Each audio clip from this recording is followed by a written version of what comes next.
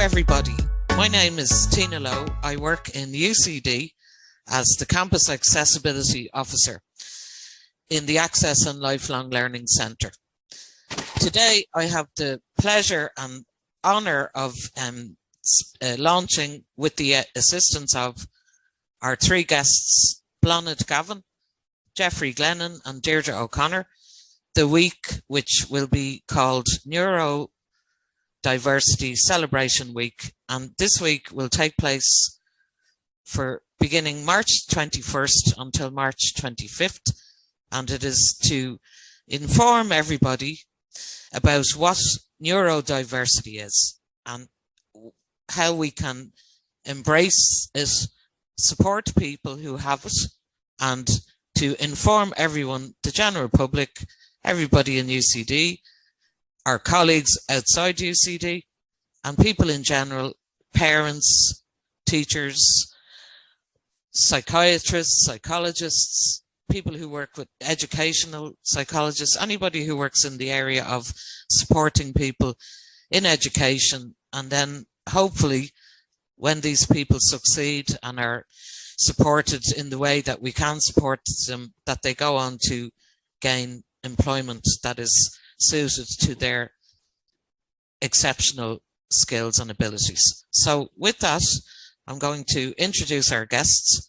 So we'll start with Bláthnaid Gavin. Hello, Bláthnaid, how are you? Can you tell us a little bit about yourself?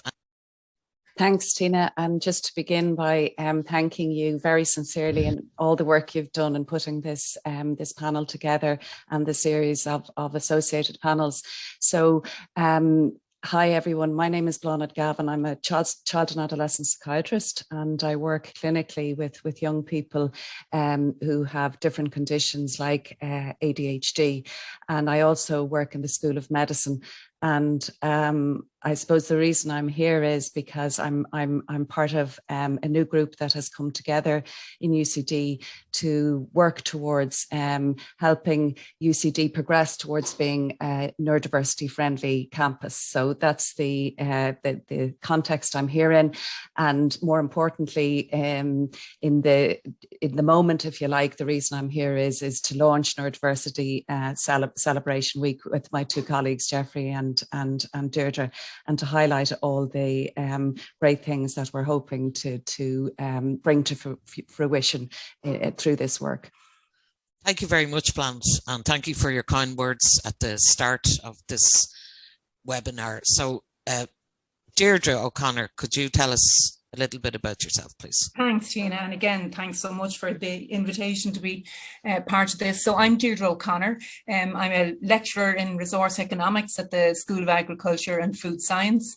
I'm the Associate Dean for Equality, Diversity and Inclusion in my school. And I chair a university EDI subgroup on disability. So obviously I've, a professional interest in EDI issues, but I also have quite a lot of personal interest in this. There's a lot of neurodiversity in my own family, and specifically attention deficit disorder. And I'm kind of interested in another issue of invisible disability because, again, I have a personal experience of it. I was diagnosed with multiple sclerosis about 13 years ago, which I think is the classic invisible disability, in the sense that it's often not observable to the onlooker, if you like, even though the person who has it might be quite severely impacted on it. And I just want to say at the outset that, I am aware that kind of linking neurodiversity and disability and invisible disability is quite a kind of a controversial issue, and it's a very contested discussion, I suppose. And, there are very many different opinions on it. But I suppose I would argue that there are at least, some common elements in people's experiences of the two issues, at least among the people I've talked to. So that's my rationale, if you like, for being here. And again, just thanks for the invitation. Okay, that's great, Deirdre, and we'll definitely go back to that topic, what you just mentioned. So, Jeffrey, how are you? Can you introduce yourself? Delighted to have you here today. Super to be here, Tina, and wonderful to share the panel together with Bláthnaid and Deirdre. I think it's so exciting in terms of the whole impetus around neurodiversity that's happening now on the campus in UCD. I'm Jeffrey Glennon. I'm a neuroscientist connecting experimental psychology to biological mechanisms in neurodevelopmental disorders. So primarily working in terms of the space of autism, ADHD, and OCD. But like Deirdre flagged as well, we all have a personal interest in this as well as our professional interest. I am deaf. So at the age of 4, I got measles, mumps, and rubella that messed up my auditory nerve and have been hard of hearing ever since. And it's something that shaped me in terms of having a resilience to overcome any perceived obstacles. And again, a sort of invisible challenge than to try to succeed in what you're doing. And then to think about ways to shape that. I chair the College of Health and Agricultural Science Disability subgroup. So I'm passionate about then really enabling access for people and breaking down the barriers. And I'm so pleased to be here and part of this panel today, Tina. Thanks very much, Jeffrey. And that's really interesting. Like I'm sure people know, but I'm blind from the age of 27. And similar to you, Jeffrey, mine as well, it was a viral meningitis. So I also I am hard of hearing, which is quite difficult. So I totally understand what you're saying. So thank you very much. So we're going to start the discussion by, I'm going to ask Bláthnaid to explain to the world what is neurodiversity. So as you can imagine, Tina, it's a very hard thing to capture in just a few words. And as Deirdre mentioned there are lots and lots of different opinions on this and what's the best way of understanding it. But in my view, a very good way to understand it is that it really is a term, and it was developed by Judy Singer, who's a sociologist in Australia, and she herself is autistic with a grown-up autistic child. And basically what she wanted to do was to reframe a lot of the thinking that had existed about conditions like autistic spectrum disorder and ADHD that were generally seen in a sort of a very much a deficit manner, where you were looking at what is absent here in this person, or what is present that shouldn't be there. And she sort of turned that on its head and came up with this way of conceptualizing this range of differences. So in essence, what neurodiversity has come to be understood as is a way of framing differences in terms of people's learning, their mood, their sociability, their movement, their sensory profile, that understanding that this variation occurs, and that variation and difference does not imply deficit. So one of the most most important things about the framing of neurodiversity is the positivity that's brought to the conversation. The idea that it's about trying to understand the role that society plays in its prejudices and rigidity in not enabling people to fulfill their potential. So it roots a lot of the problem as external to the individual and doesn't see the person as being the problem or the deficit. So in that way, it frees people up to be a lot more creative in their ways of thinking and supporting people to really, as I say, fulfill their potential. And the nice thing I think about it as a concept is it's very much embedded in the idea that difference is natural and difference is positive. And as Jeffrey was just saying before we hit record as such, the problem is so often difference is aligned with in a negative way. You know, the sort of natural, I suppose, human tendency can be to sort of go towards the herd, if you like, and oftentimes people see difference as a big problem. And so the framing of neurodiversity has been linked to the idea of biodiversity and the way that we see that across the ecosystem, there's difference and there's a role for everything. And in a very basic way, if you saw a garden full of plants, or, you know, you've plants in your home or whatever. You're not, you know, the ones that need the shade and the ones that need the light, you know, ones that need more water and less, and you don't expect them all to require the same conditions to blossom at the same time, to do the same things. And it's taking that sort of a metaphor to the idea of the natural diversity that exists in humankind, and recognizing we can all we can all benefit from that diversity. So that's my understanding of it, and I think that's hopefully a positive understanding that is helpful to people. Okay, Deirdre, would you like to add to that? Or? Just to say, I think that metaphor is a really attractive one, you know, that idea of, say, you know, if you look at biodiversity, not everybody will thrive in the same conditions, you know, and it's different requirements, you know, depending on people, where people are coming from.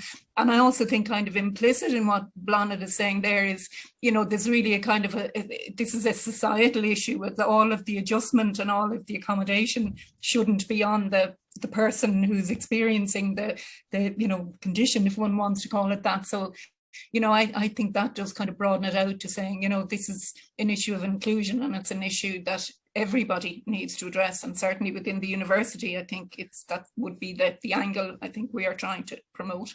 That it's everybody's business. Jeffrey? I agree. I think the analogy of celebrating positive variation, then I think across people, seeing people as a collection of talents, and different people have different talents.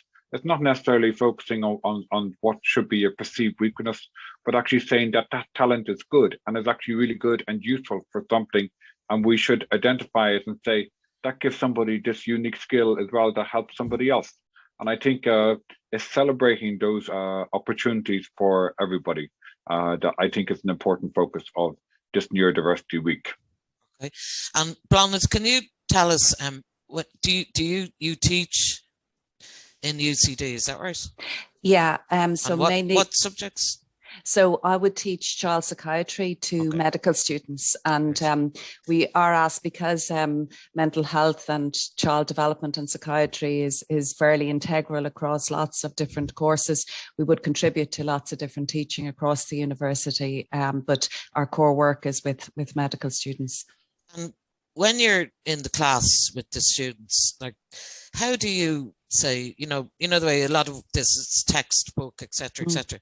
How do you get across to people? This is always what I wonder about, because I think this whole concept of neurodiversity being, say, assimilated to biodiversity is really good, because it's very, you can understand it, it's tangible, and it's very positive. So how do you get that across to students in a class who are trying to learn this huge amount of medical information? Like, how do you really get it across to people that it's you know, just because you're different is not a bad thing. We're all different. Nobody is the same. So how do you do that? Well, I suppose it's a tough question, Tina. There's so many ways, because one of the things obviously you want to do is to model in your way of doing things that you don't see difference in a negative way, that you want to set that as your standard, you know, that you're just not mouthing words, so that how you interact, how you conduct yourself, how you engage with people gives that messaging as a core part of your way of being. And I think that essence has to be true in whatever you do, and how you convey information or interact with students or colleagues. So to me, that's the essence of it. And if that ethos is fundamental to how you go about things, it typically then informs you know, how you approach most things in your teaching and other interactions. At a practical level, typically the way we would try and encompass the pieces around difference, and that is by the style of teaching where we would involve a lot of different types of clinical vignettes and clinical perspectives and alternative perspectives. So one of the wonderful things about child psychiatry, in my view, is it's very, very open to perspectives. So it's not that there's lots of facts you have to learn, but one of the core skills you have to learn is how am I informed by multiple different perspectives on my opinion here. So one parent could have a different perspective to another. A child might have a different perspective at one time than another. A teacher may have a different perspective on that child. So when you're teaching child psychiatry, you're teaching how to understand the interactions of multiple variables with multiple systems, the home system, the school system, the cultural and community system. So there's so many systems that have to be interwoven. And depending on that individual child's particular little environment and growth, they're going to have a different experience of two people growing up on opposite sides of the street. Their entire perspectives can be different. So you're trying to draw that into the way that you teach, and we've lots of different models we use on that. But in essence, what you're always trying to reflect on is that idea that there's not one objective perspective on this that is the true perspective. There's lots of different 360 views we could bring in here, and then you're coming to a clinical opinion based on all of that. And that's one of the skills you need to learn as a psychiatrist, or obviously as a doctor. How do you draw different perspectives and come to a reasonable conclusion? Right, very good. Well, I'm just going to ask on that, the way I know it's not always the same. And again, what you're saying is, you can't stereotype people, but in a lot of people's experiences over the years, over time, first of all, the word psychiatry, people would be afraid of it. That would be the first thing. Secondly, the people who are learning, to be doctors, medical people, consultants, experts, sometimes some medical people will have that name, not always, but sometimes, of not having, we call the bedside manner, right? So what is that about? Is that the way people are taught, or is that because people are so complex or intelligent, or what is it? What do you think? I just want to ask you because you're a psychiatrist. I think that again, it's lots of things. It could be in some ways it can be the era in which someone was trained. It can be innate factors of the individual. It can be the demands of and the resource limitations and time. But I also think it's the again, there's a conversation about difference to be had there, because without digressing too much, one of the earliest lessons I learned as a junior doctor was the fact that people's responses were so different to what they wanted, if you like, out of their treatment, and what information they wanted to engage with and how they wanted to take on recommendations. So you could talk to two people in a row and the exact same diagnosis, the exact same recommendations, and the conversations you would be having would be entirely different. And by extension, people like different styles in doctors. So somebody might engage very well with somebody who's just brief and to the point and absolute, and somebody else might have a disposition where they prefer more opportunity to talk and discuss and reflect. So there's not a one size all, while we can make that assumption that this is necessarily fits everybody better. Obviously, there's broad rules of thumb that you presume it's a better way of interacting with people, but there's more variability there, in my experience, that influences how people respond and develop a doctor-patient relationship. And that is exactly what we're talking about today: variability. Yeah, absolutely. Difference. Yeah. So, Jeffrey, can you tell us about what do you teach, and what? I know you have a research group. I think it's based in Holland. Is that right? Well, a little bit of both. Okay. So I did my PhD here in UCD. Then I went to the Netherlands.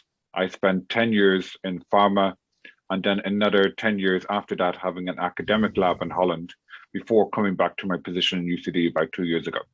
And so I still have some people doing academic research in the Netherlands in neurodevelopmental disorders, And I still have then people starting in UCD who are also working in that direction too.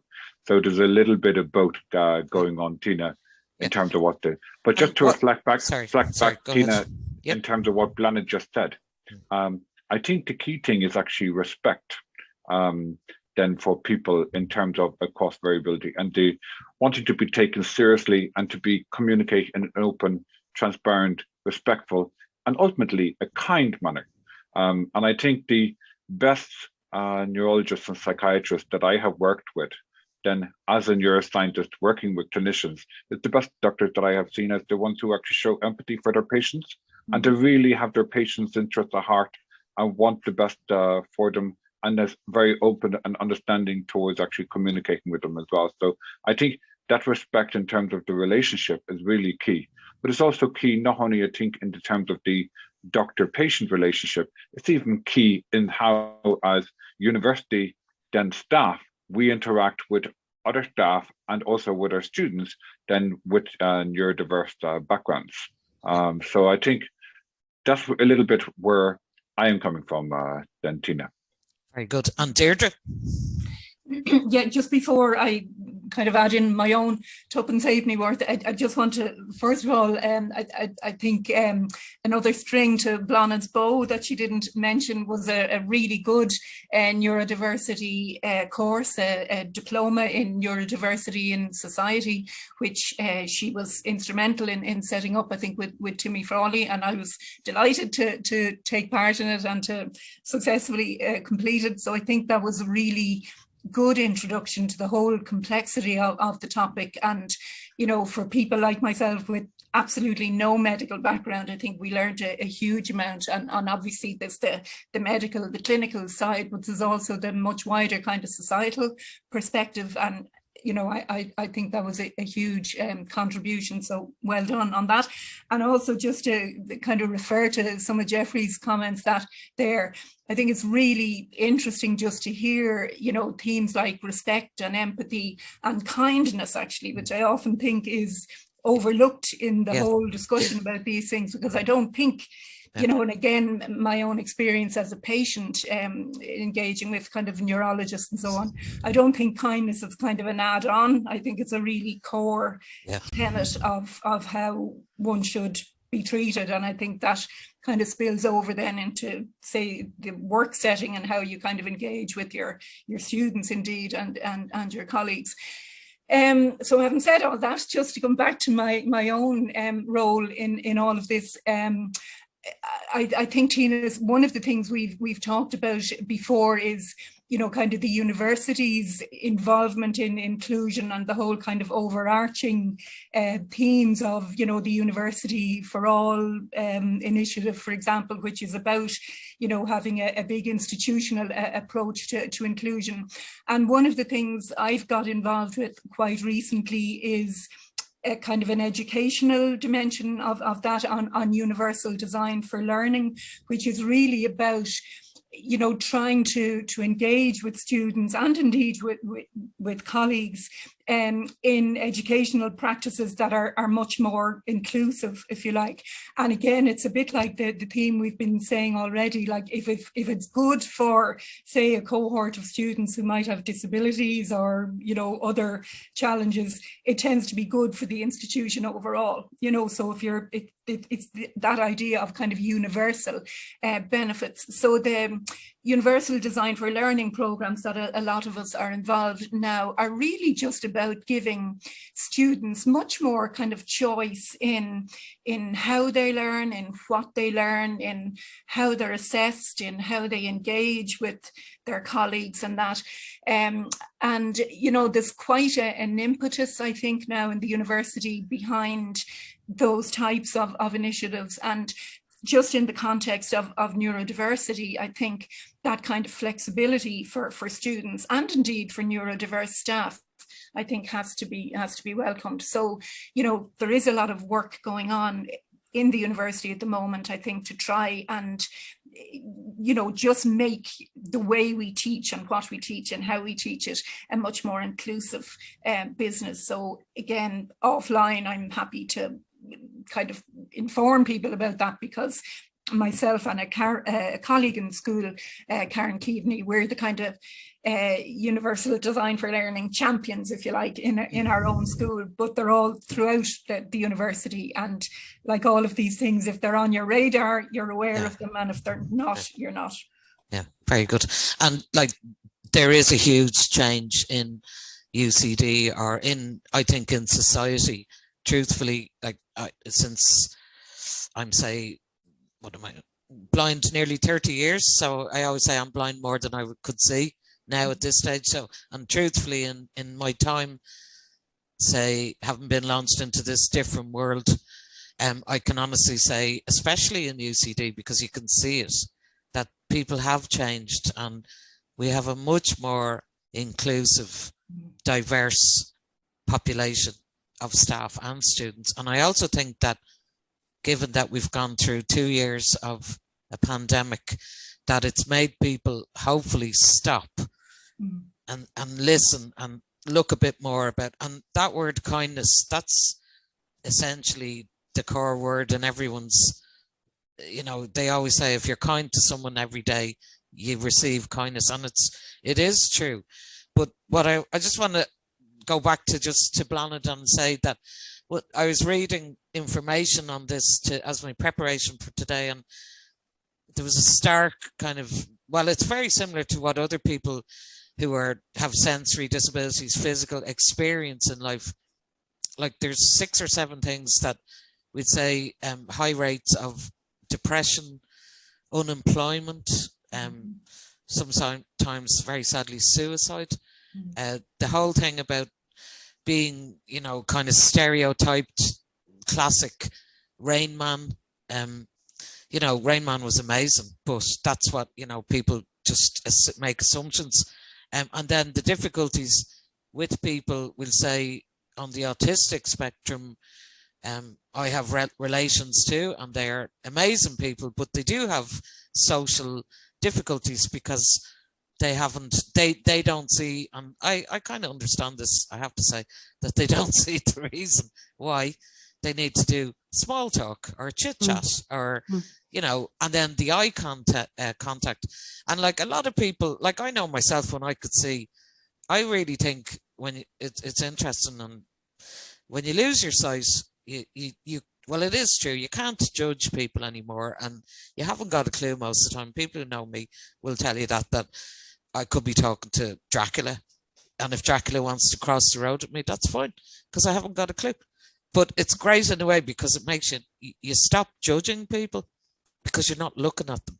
So I totally understand that thing about the eye contact, people with Asperger's, and you're invading their space. You're even, like, I read one account, and it said it's even nearly, your eyes are sore when people are looking at you, because you don't know why they're looking at you.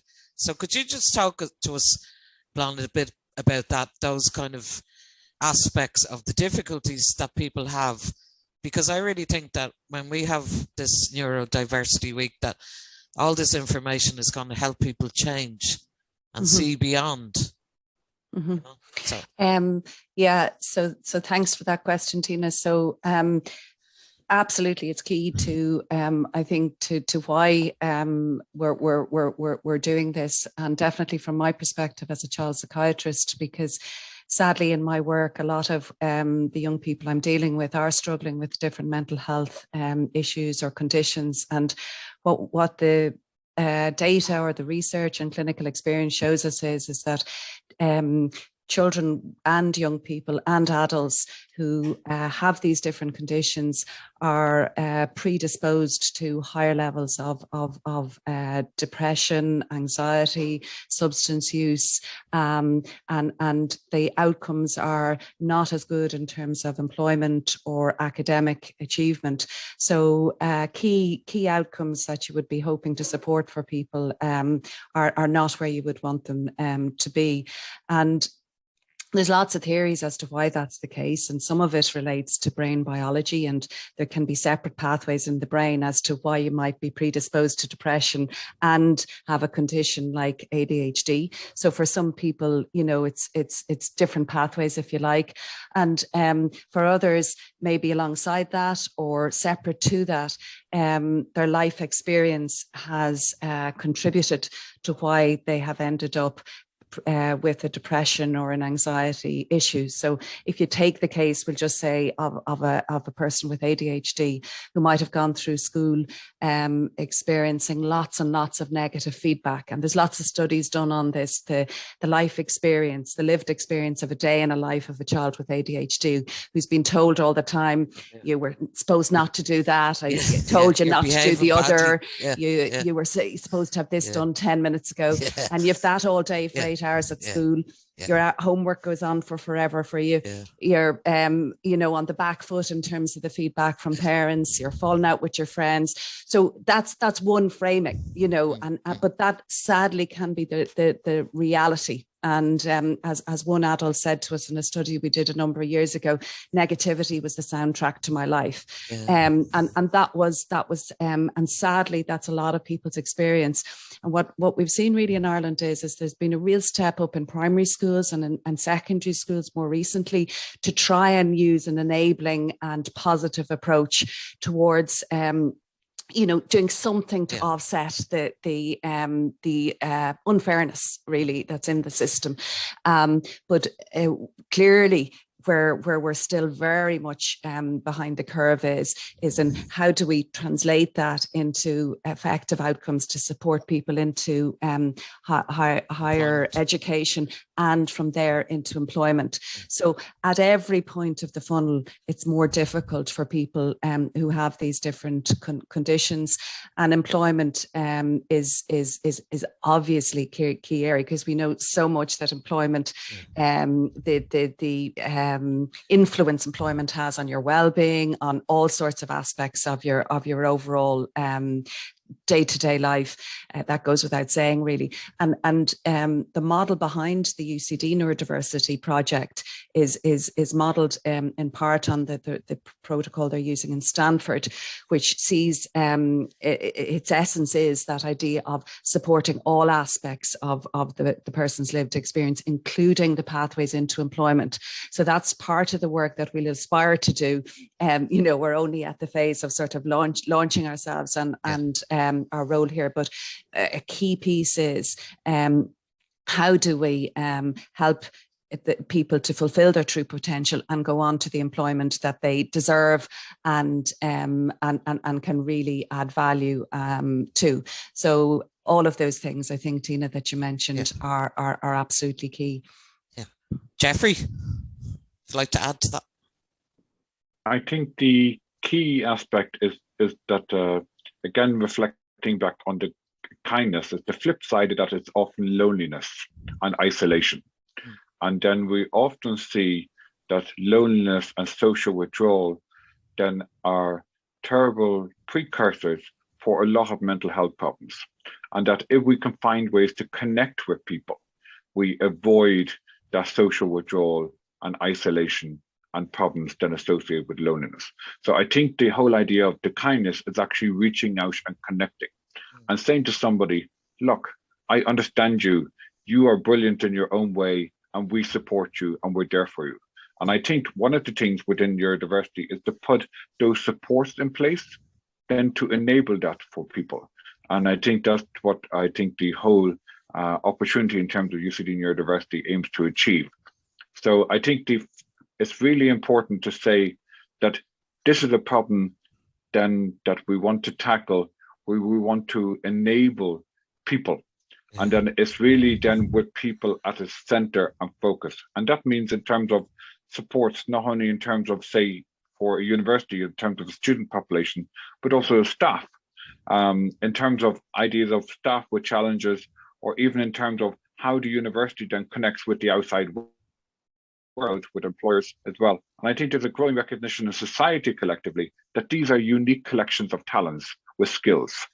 Ideas about that that if you come from a certain background, you have a set of skills that somebody else doesn't have, and they might be skills that an employer really wants and needs. Yeah. So if you have something where you say, I can really focus like a laser beam on a particular task and I can exclude other things, or there might be some industries where you say, it really is helpful to be super creative, to be a butterfly, jumping from idea to idea to idea. Certain jobs need that, and there's a place for it. And then I think that's where the recognition within society that we shouldn't necessarily pigeonhole people, but actually celebrate their different talents. Very good. Deirdre, would you like to add to that? Yeah, just again to reflect on some of the things that both Bláthnaid and Jeffrey mentioned there. And I think, you know, again, coming through what Bláthnaid talked about there, just in explaining, you know, where UCD is at and the link in with Stanford and the whole kind of, you know, multi-dimensional approach to it. And the other thing, you know, which is implicit in what she said, is it's the whole kind of life cycle approach, and the fact that, you know, again, even in supporting a family member or if it's one's own experience, you know, and the same with chronic illness, in fact, or lifelong illness, is, you know, everybody's needs change as you move through life cycles, and you know, how you might support your 9-year-old kid is very different to how you might support your 24-year-old, you know, adult. You know, and so that kind of need, and it's the same with one's own experience, I think, of illness, that you know, you need a kind of a constantly evolving types of support. And, you know, again, on a practical level, from kind of a UCD and institutional perspective, you know, again, if you're talking about reasonable accommodations or support, that they're not one-off conversations, you know, that these things need to be part of an ongoing discussion and an ongoing dialogue. And I was also just struck, turning to some of the things Jeffrey was talking about, was kind of the issue of loneliness and isolation. And Tina, you remember a couple, and Bláthnaid also, a year or two ago, we did a podcast for Invisible Disabilities Week, and we invited a lot of contributions from staff, and a lot of them were anonymous, and, you know, people just put links into a chat forum and that, and it was so striking, just the loneliness that people carry with them. I would say, particularly, with my own hat now, particularly around invisible disability, because you can actually look fine, and you're told you look grand, you know. And yet you're only seeing, the onlooker's only seeing, you know, 10%, if you like, of what the person is experiencing. And, you know, I know it's a bit of a cliche to talk about icebergs and that, but it is. No, it's true. It's very true. You know, one only sees a tiny amount of what's going on for the nobody knows what's going on. And that can be a very lonely place. Yeah, you know? Absolutely. And I'll just give you, I know I'm asking the questions, but I'll just give you kind of a funny story about this, because it's true. When I lost my sight due to a brain condition, so I don't have I've optic nerve damage, but so my eyes never went blind as such, so they still work, but they don't, if you know what I mean. But so when I was blind first, it was all new to me. The only person I ever knew before that who had a disability was my Uncle Joe, who had multiple sclerosis. And at the time, I was with him, and I never understood why he would get really angry when people would say, "Sure, doesn't he look great today? And his cheeks are lovely and rosy," and he'd be, you know, ready to kill. But I didn't understand any of that, talking to people in the third person. So when I lost my sight first, my difficulty was very practical. My eyes didn't look blind. I could barely use my cane, but I had a cane. But so I'd be on the train, the DART or whatever, and of course they never switch on the button to announce the station. So I'd be asking people, "Excuse me, is this Sandy Went?" or whatever. And you wouldn't get an answer, because people were making assumptions that I wasn't, we'll say, to use that expression, the full shilling. So I had huge difficulty, and I refused to wear black glasses because it cut out the light. And I was like, I'm not Stevie Wonder, you know, like, you know, all the stereotypes, because that's the truth. That's how you feel, because, like, exactly what you're saying, if people don't understand, they make assumptions. You know, they think anyone with, you know, the classic Dustin Hoffman's portrayal in Rain Man, it is true. Like, so I think that makes your life much harder. And then as soon as you get a guide dog, people, oh, so you weren't just asking us for the crack. And I said, no, I wasn't, But I mean, that's just the way people are. And it's very true. And I think if we can impart even that little bit of, be kind, understand that you never know what's going on in someone's head. You cannot see beyond. You're not, we don't have that ability to read minds, yes, thankfully. But, people need to see beyond what they see. So, Tina, I think it's about saying to people, don't rush to judgment. Some people are very quick to judge based on what they see. And as you say, they may not necessarily have the full story. Yeah. And then when people do realize the full story is that, God, that's brilliant. This person does this, this, and this, and they're coping with a lot. Yeah. And they have so much more respect for you because they realize, actually, you have to fight harder to get where you are or to do what you're doing. And then they realize, that's brilliant. And then I think often there's sometimes, I know definitely when I was younger, I did not disclose to people that I was deaf. I did not wear my hearing aids sometimes because I did not want to be treated differently or judged or looked down on. And so often I wouldn't actually say it to people. And then but yet I noticed that sometimes, say, I would capture some information. Sometimes I might miss something here or there. Not often. My deafness luckily isn't too bad. But the point is that I was aware that this has an impact on me. It has an impact on other people. But equally, other people's judgment has an impact on me, and it's that interaction. And I think it's that interaction, I think, in terms of neurodiversity, in terms of kindness and understanding on both sides, then towards reaching a better understanding about how we can actually help each other. And I think it's actually lovely to actually see then people then really reach their potential. And then actually, I'm so pleased, Tina, as well, that you shared your experience with us as well. And then for us to sort of see and recognize, that's brilliant. This deserves a whole pile of credit. Let's think what we could do to make it even better. Yeah. And I think that's the exciting thing about this UCD Neurodiversity Week coming up. I mean, I think it's a fantastic opportunity to, initially, I think, raise awareness about this issue, because I think awareness is low. I also think at some stage we have to move beyond awareness to real kind of allyship and support. And I am aware as well, like things like disclosure, for example.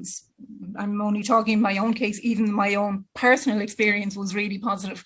But I think I understand disclosure around these issues is still a major issue for a lot of people. So I think, we need to be very, at an institutional level, be really careful about being supportive and really listening to people and trusting people who have this lived experience. And, the reality is that if you have a disability, you are living and working in a world which is predominantly shaped by people who are able-bodied. And if you are neurodiverse, I suspect you're living in a world which is predominantly shaped by and for people who are neurotypical. So I think there is I suppose, responsibility on us all then to have a focus on inclusion, and for it not to be the responsibility, if you like, of that community. Jeffrey? I agree totally in terms of the whole idea of inclusivity. Then in terms of then the awareness is so valuable to make people even aware of it, because I think many of these issues that are here now were also here 20 years ago, except we didn't talk about it, and that we didn't challenge it and actually call it out, actually saying, well, you know what, we actually should be framing this in a much more positive way than what might have been done before. But I think what's done before is what's done is done. Yeah. And what I really would say is that I feel that what inhibits people in terms of doing something is predominantly fear. And what I would really challenge people to say, what would you do if you weren't afraid?